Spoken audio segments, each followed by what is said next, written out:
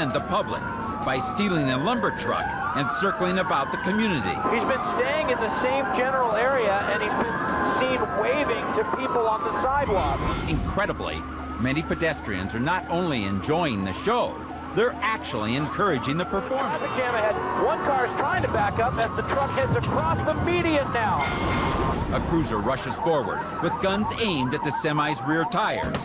The bullets find their mark, but an unbelievable complication is about to turn this chase into a terrifying display. It looks like there's smoke coming from the back of the truck. Sparks from the grinding rims have flown up to the truck's payload, igniting the cords of lumber. Big plume of smoke now. Within seconds, the semi turns into a rolling inferno. And now there's flames. The truck is on fire. This is absolutely unbelievable. Flames race up the stacks of 2x4s, 6,000 pounds of kindling on the move. The insane heat builds to an explosive level. A burning tire blows loose and rockets down the street like an unguided missile. Oh, look at that. It's rolling free. It's completely engulfed in flames heading through that parking lot. The suspect continues his manic parade, as if this is all just part of an act. This is so dangerous for everybody out on the road right now. He doesn't realize that his lethal actions are about to reap a lethal response. You can see a police van pulling up from behind as more pieces fly off that truck. A white van rushes in behind the fiery fugitive. Inside is a tactical team with orders to use deadly force. As the driver tries to steer his rig across the median, the truck's exposed rims get stuck on the curb. Officers know this may be their only chance. The van's opening up. Officers are jumping out. They're rushing toward the semi. And that one officer has his gun drawn. I think he's firing. As bullets tear through the cab, the driver stomps on the gas, panicked and confused. He's pulling away. They don't know if he was hit or not. He thought this was all fun and games, but it's become life and death. Lumber spills all over the roadway. He jerks the semi back and forth, shaking loose the truck's cargo as a blockade. His desperate act bought him some time, enough time to buy himself a lot more trouble. There's a school bus ahead, and he charges past it, lumber falling off. The dangling lumber strikes the back of a school bus. Inside, a jostled child is injured by the impact. No matter what it takes, police have to end this chase now, before another innocent gets caught in this guy's sights. Oh no! Right on the tail of that sedan, he barely slows down in time. They charge forward for another shot at him, but the driver veers wildly, cutting them off. Police make the call for sharpshooters and helicopters to take action. There are several police airships closing in nearby. He's slowed way down here. Officers are holding their position, and it looks like he's coming to a complete stop now. Police aren't sure what to make of his sudden change of heart, but the suspect has a good reason for stopping. It turns out that the tactical assault had worked. With incredible marksmanship at a full sprint, the officer hit the driver before he could pull away. Police rush in, he's on the ground, and it looks like they've got him. He's not resisting, suspect being taken into custody. Whatever ideas this out-of-work trucker had about show business, One of them just gave him a high five. his career rapidly went up in smoke. It's rolling free, completely engulfed in flames. And instead of improving his resume, This lumber spills all over the roadway. he only built up his rap sheet. There's a school bus. His next performance will be for an audience of only 12 in a court of law.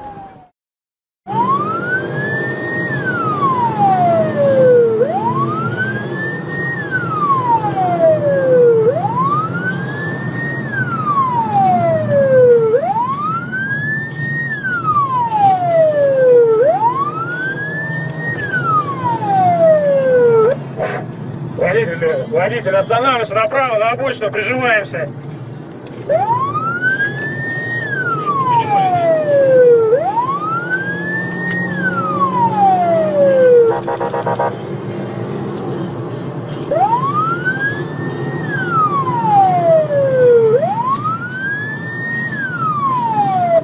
Три, два, семь, делаем остановочку вправо делаем, 327, на обочину останавливаемся. 327, на обочину останавливаемся, аккуратненько, делаем остановочку вправо. 953, 2242.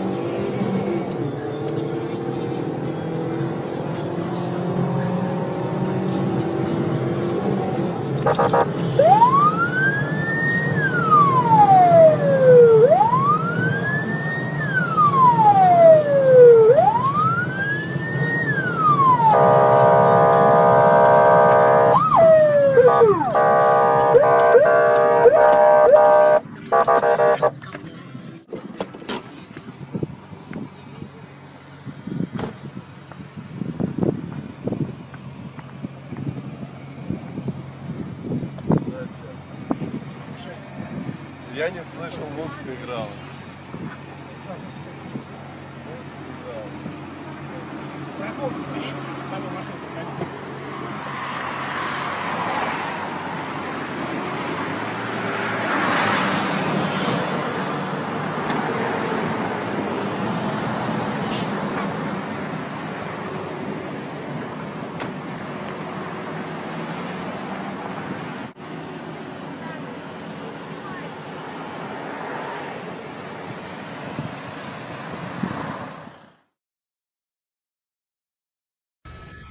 You know what? We're some distance away. Eliana's going to push in as hard as she can and have a look and see if we can make that out. I'm kind of looking at, it looks like a AAA tow truck, but again, yeah, we're still quite a ways away, and my monitor's a little bit small, but at any rate, yeah, moving at a fairly high rate of speed, just passing Rosecrans now, just passing Rosecrans on the southbound 5.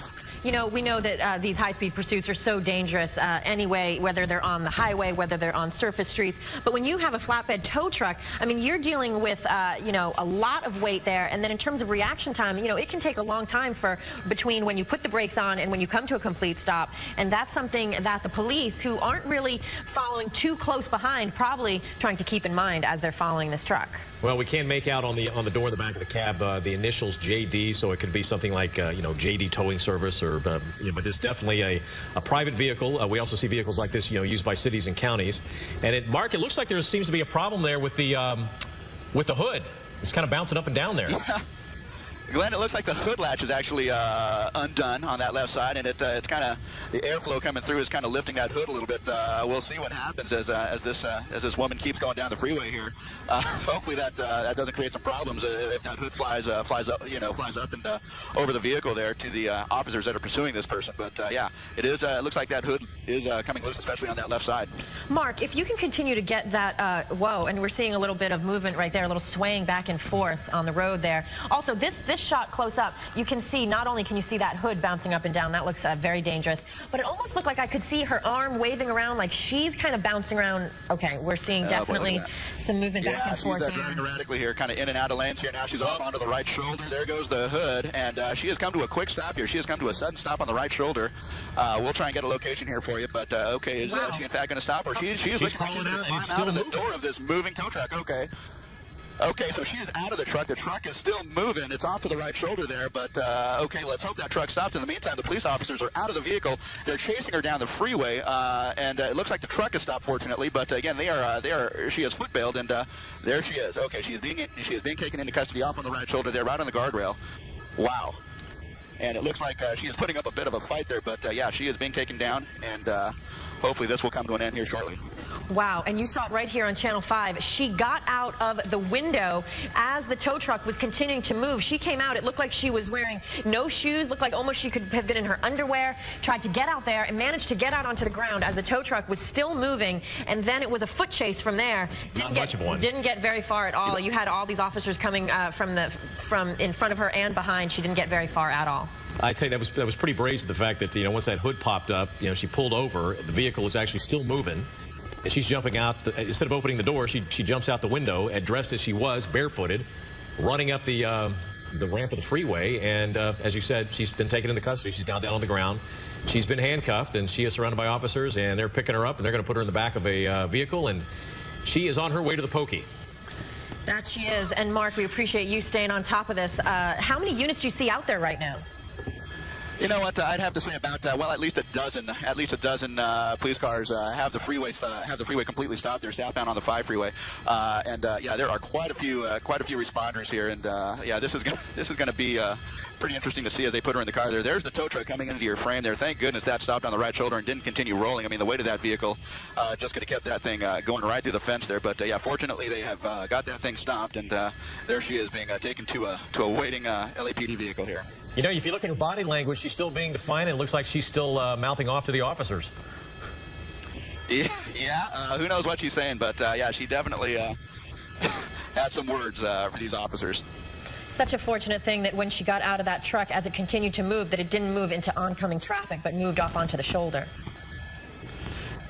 Yeah, you know what, whether she had planned that or not, thank goodness she had the presence of mind to, you know, pull over to the right, you know, as opposed to staying in her lane and just hitting the brakes and jumping out of a moving, you know, flatbed tow truck. But, yeah, hopefully, I think this thing ended as peacefully and as well as it could have been given the circumstances. We really don't have a whole lot of details at this point. We do know we have Sky 5 overhead, and we'll check in with Mark when he's ready, but we do know that this vehicle, or van, I guess you could say, was on the 110 freeway, and now appears to be going very fast on some surface streets, and that's always a dangerous thing because there's red lights and people crossing streets and, you know, all sorts of things that pose all kinds of problems when we're watching a pursuit. And it looks like it's pulling into, well, it looks like another street, another neighborhood street, yeah. And of course, when you get on those streets like that, they get really tight. You see some pedestrians right there, now turning onto another street. He's probably just kind of going around in circles right now, probably looking for some place to dump the vehicle. Let's go up to Sky 5 and Mark Kona, who's actually been following this for quite a few minutes now. Mark, what can you tell us? Glenn and Jessica, yeah, we just came up on this about a minute ago here. This is a stolen vehicle, a van, a white cargo van here that was reported stolen out of the South LA area just minutes ago. Now, we actually caught this van as you guys were coming to our picture when it was northbound on the 110 freeway. Now, for a time, this thing was going southbound on the 110 freeway. This initiated right near the Coliseum. So just to give you an idea where we are going here, we are northbound on surface streets here, just kind of paralleling the 110 freeway on the west side, heading back over towards the original area where this pursuit began. And now he's just collided with a car as well as a Central Division officer of the LAPD here. Now he is backing up. It looks like he is trying to evade arrest here. We will see what he attempts to do. It looks like he's going to be making his way southbound. He was just northbound on that very street. Now he's going southbound. It looks like he's made his way out of that particular ahead of him here. He's going to be coming up on that interchange right now. And as you can see, there he is. He's just collided with a vehicle here. He's just collided with cross traffic here right at the intersection of Washington. And so police units are behind him. He's going to try and get away here. And does he? He sure does. Oh, my gosh. So now he's going to be eastbound on Washington. He somehow, wow, wiggles his way out of the front of him. Basically, cars that are getting off the freeway, he's going to try and shimmy around on the right shoulder there. It looks like he's, wow, he's just kind of pushing cars out of the way, trying to get through. And, you know, other cars don't want to get involved in this, and so they're going to move out of the way. And that seems to be the case. He's made his way to the front of the line and just passed all of those cars who are waiting to move off the freeway here. So now he's going to be, he is westbound on Jefferson, just on the north side of the campus of USC. And I believe he's going to be coming up on Vermont, and he is now kind of shimmying through traffic there, and he might have collided with a couple of those cars here. Now southbound on Vermont, just on the west side of the campus of USC now. And again, this guy just has shown us that he will do absolutely anything necessary to evade capture here. And you said you saw him on the cell phone earlier. He was messing around with something when you zoomed in there. But, you know, another thing that no one knows is whether this person's armed. You know, he could very well be. They just probably don't know all those details at that point, which makes it incredibly difficult to handle a situation like this. Well, it looks like he's now turning on Exposition Boulevard. Eastbound Expo. Yeah, he's now on Exposition Boulevard. The USC campus is over there to the right. You see the metro. He looks wedged in between this. Yeah, he might be getting stuck in between these two vehicles here. We're going to make our way northbound and see if we can see some of the activity. Yeah, for a time he was wedged, but now he's kind of made his way through traffic there. He's on Exposition, now turning southbound onto a smaller street here, basically on the south side of the USC campus here. All right, he's coming up on the Coliseum on the west side. Go ahead. No, you just hate to see it around the campus, too, because so many students are out walking to and from class. Well, there's that one intersection in Jefferson, and you can see, as a matter of fact, you can see the LA Coliseum right there. Yeah, he's inside of Exposition Park right now. The Coliseum on the one side, the soccer fields, and he's going by the old swimming pool from the '32 Olympics. Now he's off of that property, and he's down in side streets down in South LA now, south of the Coliseum. And these are some tight streets, and now again you got to start worrying about pedestrians. And it really doesn't appear Absolutely. to have caused any difficulty with operating this vehicle with all the damage that this van has sustained at this point. You would think it would be a lot more difficult. Well, he came around that one corner we saw earlier and slammed into the black and white unit and another vehicle head on and hit him really hard, backed up, took off. Yeah, Tire TV5. And went through that other intersection and, you know, hit that SUV just a couple of minutes ago. And again, it looked like that was going to be the end of it. You know, black and white units were right on top of him, but he still managed to maneuver and get out and escape again. But look at the damage on the front end. I mean, it is completely exposed. I'm surprised that the radiator is not leaking water and he has an oh, now he's going in an alley. This will be interesting here. That could lead to a dead end or something. And also, for those of you who don't know, Mark Kono is flying a helicopter, and he's also talking to air traffic control and keeping out of the way of LAPD that's in the sky and all sorts of things. So he's juggling many things as well. That's what you're hearing. Okay, back northbound as well. Back northbound. It looks like he may be slowing down. Yeah, I think back northbound. It looks like. I think this pursuit is starting to take. Like this guy is basically. Go ahead. It looks like this guy is basically in the same general vicinity where this all kicked off about half an hour ago. He's kind of been circling a couple of wow, almost came up on crash traffic there, and wow, we almost had another collision there. My goodness, he is basically eastbound approaching the Harbor Freeway at this point, but this is basically the general vicinity where this all kicked off, and so this may be an area of familiarity to this guy here. And as he comes up to that intersection up there, Figueroa, there are a couple of officers waiting there, and he just got spike stripped. I believe he may have been spike stripped there. Hopefully they got him, and that might help to disable this guy's car. But here he is back now eastbound on the major street there, and so yeah, this is most logically this seems like an area of familiarity, because this is the same general vicinity where this all kicked off, and this is kind of where he's returned to. So here we are traveling through some commercial and residential areas at a very high rate of speed. So we will kind of follow this around and see what this guy does. Well, we're starting to see a lot of pedestrians out on the street, so obviously the word's getting out. People have been watching the news, and the word's getting around. So you know, we've seen these situations before where the longer these go on, they start to attract a crowd. People start anticipating. They start standing on the street corners and waving and cheering or whatever. Hopefully they're rooting for the police in this situation, but. You just don't know. It's crazy. See those people running back there? Now, oh, look at that. Again, on the wrong side of the street. I'm wondering if he did make contact with that spike strip, because he seems to be really out of control at this point. Well, I don't see the tires. But the tires aren't smoking. You don't see the tires smoking. So now he's going down. Looks like another alley. Coming through an alley northbound. Now he's going to be making a right-hand turn off to the east. He's going to be coming up on some traffic here, some LAPD traffic waiting at the intersection. Now turning southbound. And you hate to anticipate how this is going to end, because this is a guy that's not going to go easy. Yeah, you know. Okay. Mark, you think at almost some point that one of the an officer at one of these intersections would try to T-bone him? Well, you know what, Glenn? I don't know about that. You know, you think the best they might be able to hope for would be to spin him at some point if given the correct amount of speed here. But I will tell you, this neighborhood is thoroughly saturated with LAPD officers here. I mean, again, this just seems like a familiar area to him, and so there are officers at several of the intersections. But however, having just said that, he's just going to be coming up on a bus here. My gosh, turning northbound. You know, at the rate that he's kind of ripping through these small streets and coming up on major intersections here, I'm just surprised that he hasn't T-boned an officer or someone else. We have already seen several accidents already directly involving this guy just coming too fast and blind into intersections here. So now he's northbound.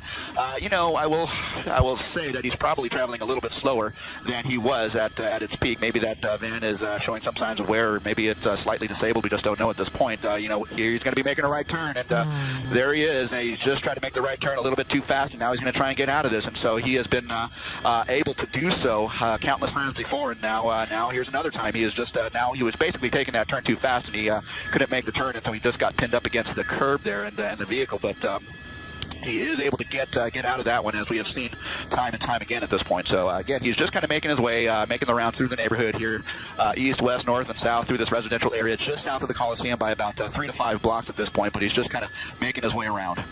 I can't believe how many times he's gotten out of a predicament here. We've seen. Yeah, and he backed up and hit another black and white unit, so that's another charge of assault with a deadly weapon. And this is, it's just amazing he's lasted as long as he has. It really is, considering the damage to that vehicle, and he just continues to go. And that they can't corner him in. They're so close every time, and he gets away. Well, it looked like they were going to try a pit maneuver that intersection a couple of, about 30 seconds ago, but there was another vehicle sitting there, so there's no way they could do that. And you see there a pedestrian there running to get out of the way. Okay. Again, if you're just joining us, you're watching The View from Sky 5. This is a cargo van that was stolen in South Los Angeles near the LA Coliseum in Exhibition Park. And it looks like another spike strip. Spike strips. There we go.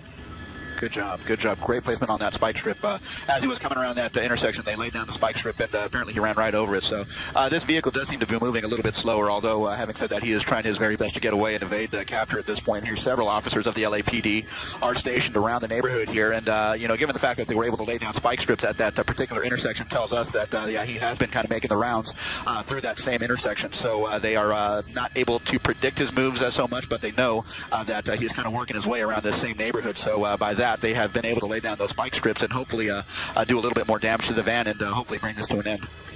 You know, Mark, we always see that when these pursuits get to this point that they usually return to the neighborhood they're familiar with. They probably live there. What's amazing is he probably is a good bet that he lives in this neighborhood, but he also committed a crime in the same neighborhood. He stole a van. I mean, somebody's probably going to know him and turn him in for the stolen vehicle if he'd have gotten away with it.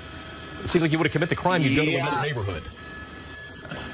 Yeah, you would think, but you know, who, you know, can attest to the, you know, logic of, you know, what these guys do and, you know, why they do things, but he's literally going I don't know for sure that the van is from this particular neighborhood, but he definitely knows, well, he certainly seems to know a little bit about the layout of this neighborhood here in terms of streets and, you know, where to turn, and he just seems to kind of know the ins and outs of this neighborhood, so he's been just kind of making the rounds over, say, a 5 to 10 block square radius here, and he continues to do so. Yep. They're getting him at each stop sign, though. I mean, he's ran over multiple, and then now an officer just pulled back a woman there on the corner. Somebody was yelling, ran out in the street and was yelling at him. Somebody was yelling at him. Maybe someone he knows, like Glenn said, if he does live in this neighborhood, there could be relatives, you know, asking him to stop. Okay, he's coming down the alley. He's turning down another alley, you know, and the officer's right behind him. But you think at this point, just give it up. I mean, you're not getting away. There's the chance of you getting away passed a long time ago. But he continues to. If he makes the right turn here.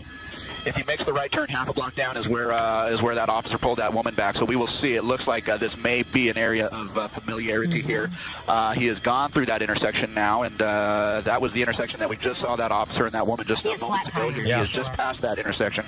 And yeah, this van is definitely disabled and on its way to, you know, slowing down even more. So hopefully they can bring this to an end. It sure seems like that is going to be the case at this point. He just gets out of the van. He is just running. He's foot-bailed into this kind of shopping center here. He's in the parking lot. LAPD guys are in pursuit on foot. He is just kind of making his way around, but I would suspect that oh, he slips, and that is what's going to do him in. So he slips and falls, and that's what did him in. The LAPD able to swarm this guy basically and bring this to an end. Wow, what an amazing pursuit, my goodness. Well, it doesn't look like he's giving up very easy. I mean, we've got, let's see, 1, 2, 3, 4, 5, 6, 7, 8, 9. Well, they keep coming. They keep coming. They have got a struggle on their hands. Okay. Yeah, this is Vermont, just south of 43rd, where this just came to a termination, or where the pursuit just came to termination here. But you can see, there's no shortage of officers here ready to take this guy into custody here. He has led this police force on a pursuit for well, at this point, for the better part of half an hour, even longer. This pursuit basically started right in this general neighborhood here, and that is where it ends. But yeah, this is on Vermont here, just south of 43rd, and this is going to be tied up for quite a while for the investigation here. But yeah, there you go. This suspect, this stolen vehicle suspect, has now been taken into custody. Okay, Mark Kono up in Sky 5, and look at him, he's actually laughing.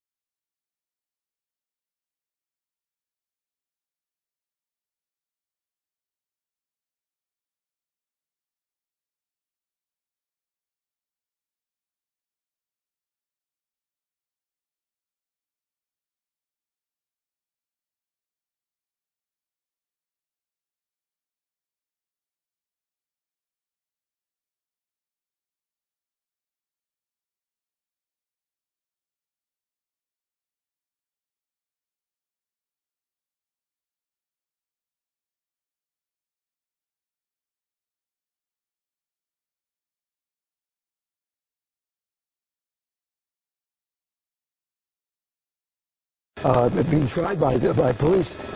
That truck is heavier than the usual cars we see this done to? Absolutely, that's exactly right. And it does look like he's getting back on the 5 freeway here, guys. It looks like it's going to be on the southbound side of the 5. We're now in Pacoima. We came out of Arleta.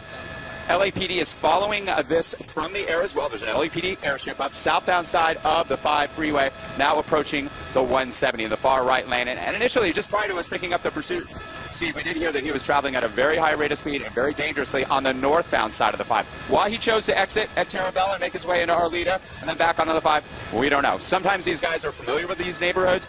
When they're in a familiar neighborhood, they feel that they might be able to evade police. We don't know that at this time. But again, recapping the situation here, this is a 2005 white Ford utility truck, and the suspect being described as a male Hispanic, armed, and he's an assault with a deadly weapon suspect at this time. And unclear if he, how many people he injured, where that incident took place. All we know is that the Los Angeles Police Department has caught up with him, and they are chasing him now down Interstate 5. Hey, Rick, it's Marla here. Any indication that the utility truck is a stolen vehicle, given that it is a utility truck? At this time, we're not hearing that, but that's a very good point, Marla. There is a possibility of that, but as of right now, we're not getting that information from our desk. We're tracking this on our scanners up here as well, trying to get more information. And at times, we will hear some vital information just like that from officers. They've obviously run plates.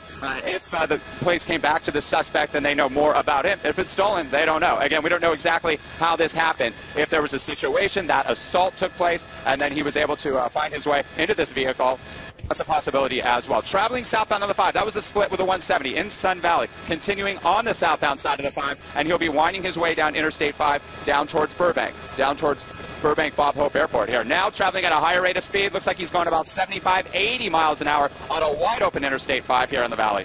So at the, you're saying he passed the 170, so he's not making the run to the 170 to the 101. He's staying on the 5. Is that correct? That's exactly right, Steve. So his next option, if he does want to stay on the freeways, would be the 134. He could split east or west on the 134. If you head in a westbound direction, he's going to head past the zoo, the backside of the zoo, and into Toluca Lake and Studio City. Whoa, look at that high-speed exiting the freeway again, trying to evade police. Tight off-ramp here as well. And these officers have already been aggressive in trying that pit maneuver and were unsuccessful, but it was challenging in that street there. These officers train for it. We see them do it right here in the San Fernando Valley, but as you mentioned, Steve, as it goes across the barrier, the island there, against opposing traffic, this is where it gets really dangerous. And now he's making his way on the right side of traffic at least.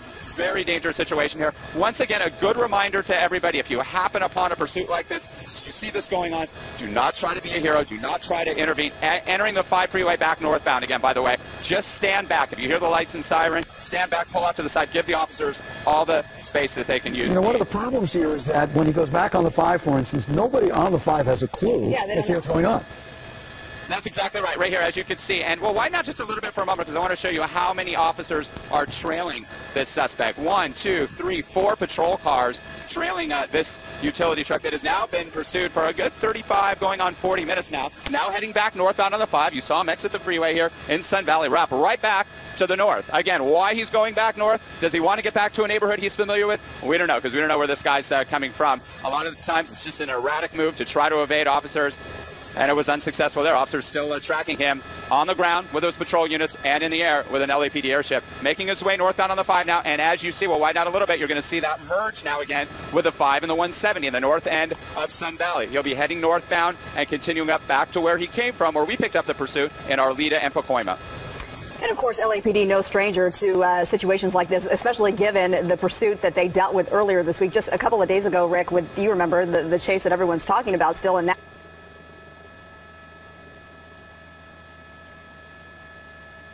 Yeah, a little over 30 minutes ago, that's what we're hearing. They first picked it up on the scanner in the valley here. The mission station of the LAPD picked this up. We're unclear on how this happened. It could have been a simple traffic violation, and they ran the plates and found that the individual connected to this automobile, this utility truck, is wanted for an assault with a deadly weapon. Or there may have been a situation that occurred just prior to the pursuit that led to this chase. And this chase now is on Interstate 5, traveling northbound. He's going about the speed of traffic now, about 65 miles an hour. I'm counting several patrol cars still behind him. I'm also seeing officers up ahead. A lot of times what officers will do is they'll do some planning to position officers ahead to control traffic, to back traffic off. If they can clear the freeway, get that open spot again, they can try that pit maneuver again, try to spin this guy out and bring this pursuit to an end.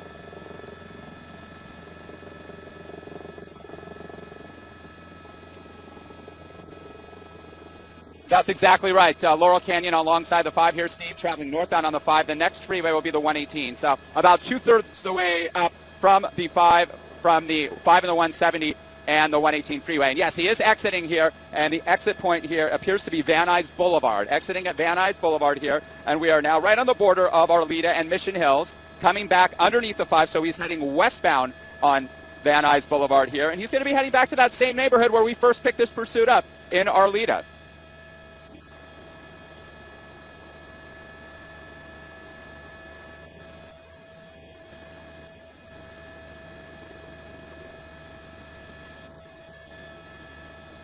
That's exactly right, Marley, and he is traveling southbound here, coming off of Van Nuys Boulevard back into a residential area, and that's a good point in this neighborhood especially because you have narrow streets, you have more pedestrians, it's the middle of the day, it's the noon hour. Some of the younger kids get out of school at noon or in preschool and kindergarten, so you might have some of that foot traffic as well, but it seems like he really is being a little more cautious now, slowing down at that intersection, wrapping his way back in this same neighborhood. We are very close to where we picked this pursuit up, so there is a possibility, like I said, that he may be familiar with us. He may know somebody in the neighborhood. He may have a connection, or just feel that this is a safe haven, and that this area is one that he's so familiar with, he might be able to scoot into an alley or hightail into an area, a house or an apartment area that he knows. He's trying to get away. He obviously is trying to evade police. He knows that they have something on him. We are hearing that he's an assault with a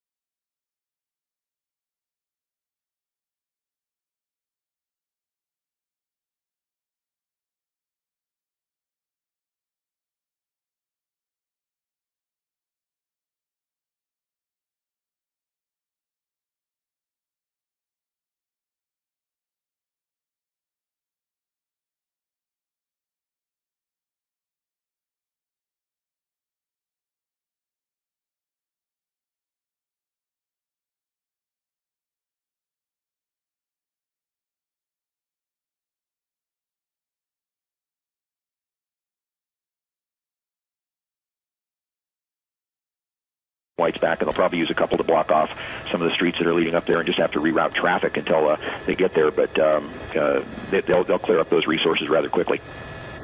All right, so you've pretty much seen what happened here, and Jim Holcomb, thank you very much. And Rick, for you, this thing started, it looked very frightening for a while. We saw the guy drive through an apartment complex, it looked like, hit a gate, knocked a man over. We had a couple of pit maneuvers that were unsuccessful, and then it came to this end. We will bring it up to date on the latest on this coming up at 5 o'clock in Studio 11 LA, and that's it for us. We thank you for staying with us through this. And by the way, we invite you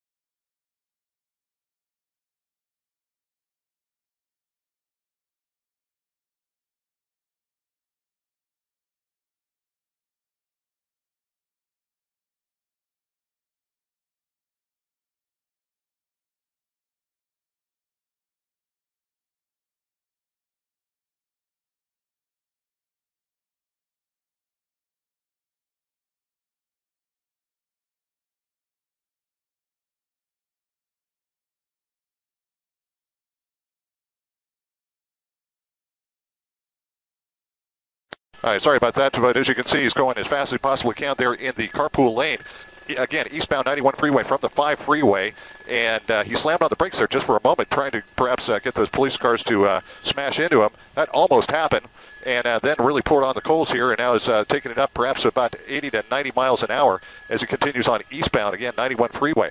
Now, we're looking up ahead. It looks like the eastbound traffic for the next 3 or 4 miles is moving pretty well, so he'll be able to maneuver just as he is right now. As he gets up towards the 57 freeway, things are going to start to jam up for him, and he's going to have to either get trapped in traffic or try and get off onto the surface streets. Now, we have heard him on surface streets in the Buena Park area. That's where we're hearing it first start. Again, we don't know why the person is being pursued. However, as you can see, he's doing whatever he's able to do to get away from the police officers.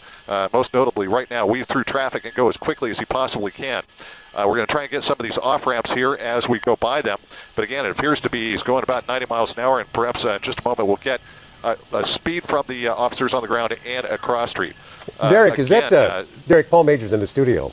Is that the only black and white behind him? Do they have more black and whites involved in this as he comes up on that motorcycle, which is very dangerous? As we pull out just a little bit, we've got about 3 or 4, and there's more in the area. As often as is the case, what they do is they bring in as many of those units as they possibly can to basically take over from the units that are being pursued, kind of keep always a fresh one on it. So again, there's 3 that we can see that are directly behind him, and there's a number of others that are in the area kind of shadowing it. Okay. Again, back into the number 1 lane. Derek, hi, it's Pat. We're trying to figure out exactly where you are again. I think you said eastbound 91 from the 5 freeway coming up to the 57. Is that the location? He is really driving recklessly right now. If that is the he, Derek, can we confirm that as well?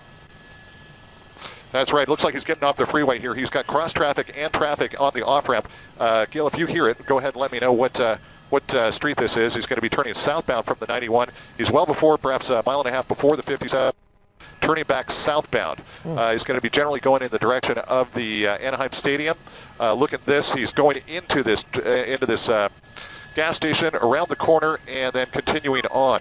He's got a fair amount of traffic in this residential street as he peels out there. Look at this. He's taken up to highway speeds. The motorists in the area have really no idea this is going on. As this person arrives, of course, those lights and sirens of the police car behind him are well behind him. And we're coming up to a cross street here. It looks like he's got cross traffic and traffic in the intersection. Let's see what they do. Slams on the brake, goes right into the intersection, right turn, and now southbound. And cops in Orange County. Now he's jumping into what appears to be some kind of a strip mall. We'll go to the south side there and see exactly where he goes, and there might not be an exit. See if he kind of trapped himself in here in that pickup truck. Nope, found himself an exit. So right back on surface streets, and as you can imagine with these speeds, this time of the afternoon, a very crowded day in Orange County, this is anybody's guess just exactly how this thing is all going to pan out. Looks like, just hit another police car. Officer. That's the 3rd accident, and there's the pit maneuver. Looks like it worked out real well, and they're going to come around, hit the front end. They're going to try to stop him. We're going to stay wide now as this suspect tries to get out of his car, perhaps backing up, trying to get away, hit a tree, turned around, might hit that car. Now he's surrounded by cops. They hit him again. They're trying to stop this guy. They're being extremely aggressive. Yeah, they're out of the car. They've got their guns drawn. Hold your spot here. Guns are drawn. They're aimed right at that driver in that truck. They're going to do all they can to get him out peacefully. Go to your right just a bit. We'll get those wires out of the way. That vehicle is surrounded on surface streets here in Orange County, just below the 91 freeway, not far from East Street. Now, police officers are giving him very specific commands, if necessary, in more than one language. They'll try English. If necessary, they'll try Spanish. And they're also well-versed in a variety of other languages because this is a multicultural area here in Orange County. Now, it looks like the window is rolled down. We're going to stay wide because cops are right on this guy. We can't tell exactly if he's complying with police officers or not. Additionally, we can't tell if there are other people inside that vehicle or perhaps just that one driver. Other people, other suspects, perhaps other passengers, even a hostage. It's unclear. It looks like the windows are kind of tinted right now, and it's a 4-door pickup truck, so there may be people in back. Now, once again, we're keeping the shot a little wide because, as you can see, Anaheim police officers, they have their guns trained on this guy. And they're trying to avoid a crossfire situation, too. You're watching as officers they're gesturing to the other officers to move out of the way in case they have to fire their weapons. They don't want somebody in the line of fire here. You see they're bringing up a canine unit up around the back.